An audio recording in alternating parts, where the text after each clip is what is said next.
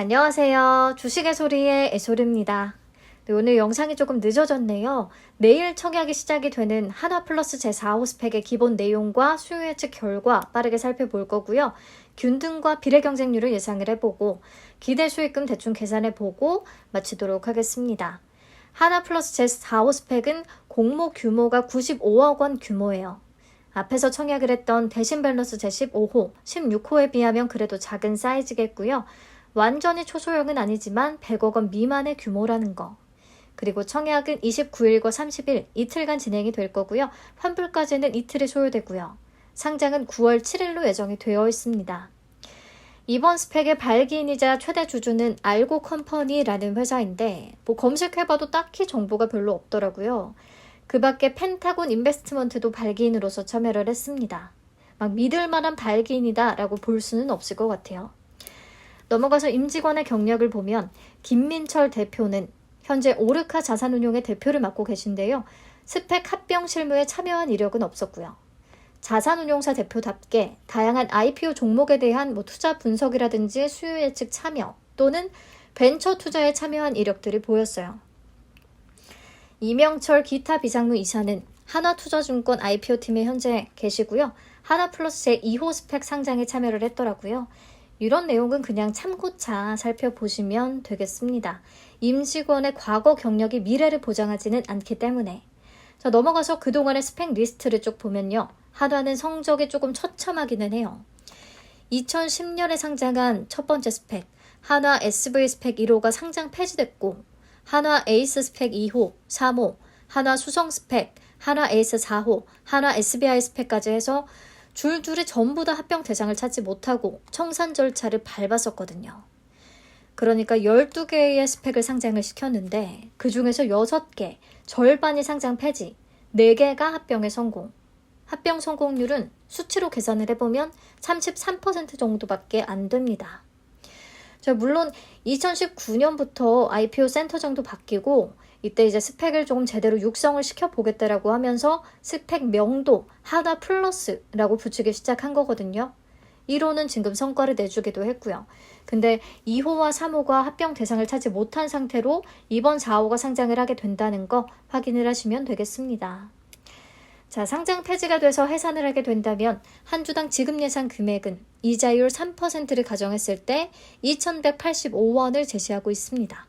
이거는 변경되는 이자율에 따라서 달라질 수는 있겠고요. 현 시점에서 요 정도라는 거 체크를 하시면 될 것 같아요. 내용은 요 정도 살펴보고 수요 예측 결과 확인해보죠.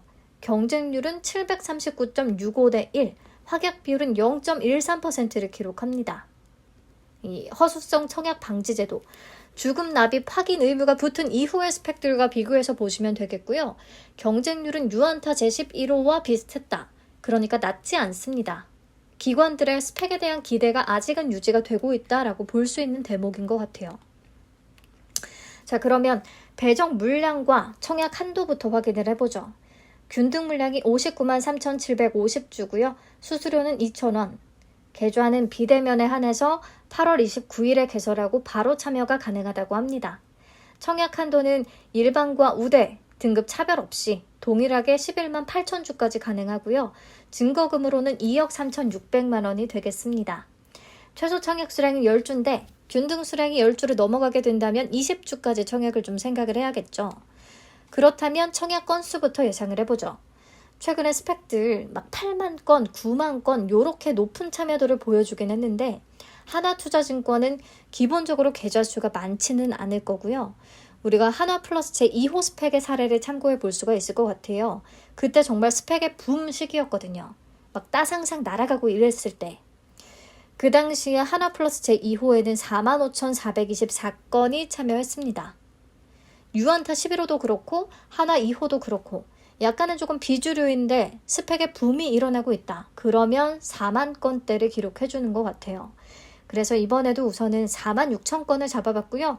그러면 균등 배정 수량은 12.91주가 되겠습니다. 그렇다면 20주를 청약을 해야 수수료 추가 납입이 없이 편하게 다 배정을 받을 수가 있겠죠? 네, 그럼 넘어가서 증거금 예상을 해볼게요. 대신 15호와 16호 그리고 한국 12호 모두 1.7조 원대의 증거금이 들어왔습니다. 한화플러스 제4호는 청약 건수가 이들 대비해서 낮을 것으로 예상을 하고 있기 때문에 1.7조 원까지는 안 될 것 같고요. 그래도 환불까지 이틀이고 또 단독 청약이기 때문에 비례 참여도가 아주 낮지는 않을 것 같아요. 그래서 1.38조 원 정도를 잡아봤고요. 그러면 비례 경쟁률은 1162대 1 정도가 됩니다. 그래서 제가 기준점으로 잡기가 편해서 자주 예시로 들고 있는 1억 원 청약 시의 기대 수익금을 한번 계산을 해봤어요. 5만 주 청약을 한다면 균등은 13주, 비례는 43주 예상을 하고 있거든요. 그러면 상장일에 50% 정도가 올라준다면 기대 수익금이 5만 6천 원. 3.6% 파킹 이틀치 이자가 약 16,690원으로 계산이 되기 때문에 파킹 이자보다는 나은 선택이 될 수 있겠다라고는 생각을 하고 있거든요. 단, 이상 급등이 이어져 줘야겠죠. 그렇지 않다면 의미가 없겠고요.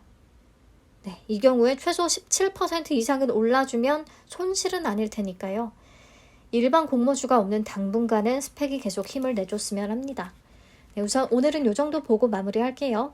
내일 경쟁률 방송을 통해서 얘기를 더 나눠보시면 되겠습니다.